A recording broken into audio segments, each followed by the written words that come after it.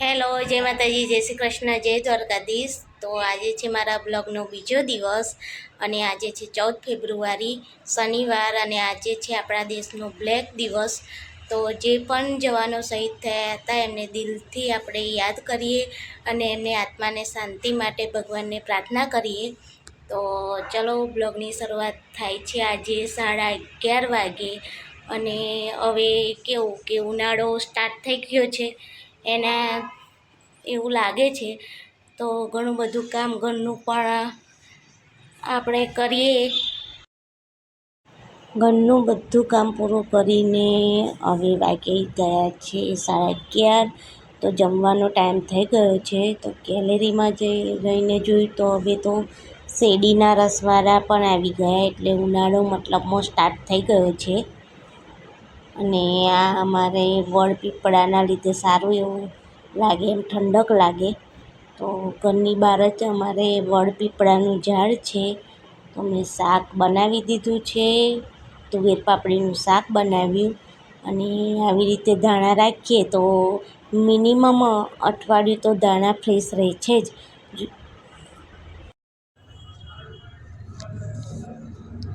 ગેલેરીનો view એ મારો favourite જગા છે. આ જગા મારી ફેવરેટ છે કારણ કે ગેલેરીમાંથી બધું જ જોવાનું મળી જાય અને એકલા હોય તો પણ ટાઈમ જતો રહે.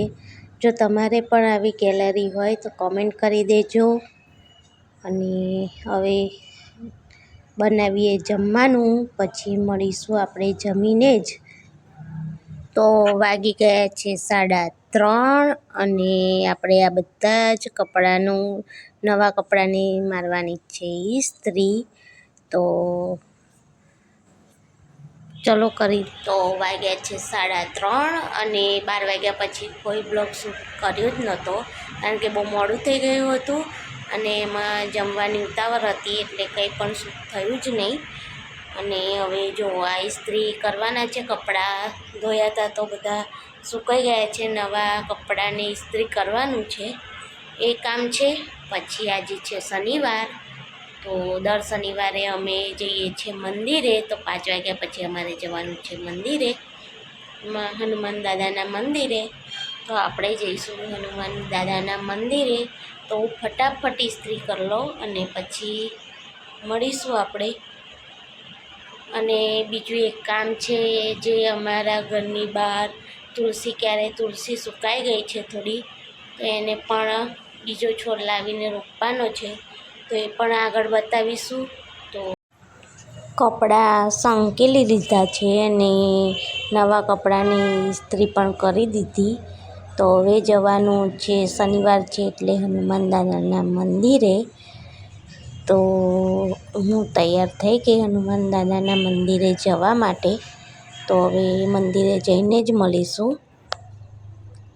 આ છે હનુમાન દાદાનું મંદિર, જે અમારા ગામના બાજુના ગામમાં છે. આ હનુમાન દાદા સ્વયંભૂ પ્રગટેલા છે, તેથી હજુ મંદિર બને છે. અને તમે પણ થોડા દર્શન કરી લો, હું પણ દર્શન કરી લઉં.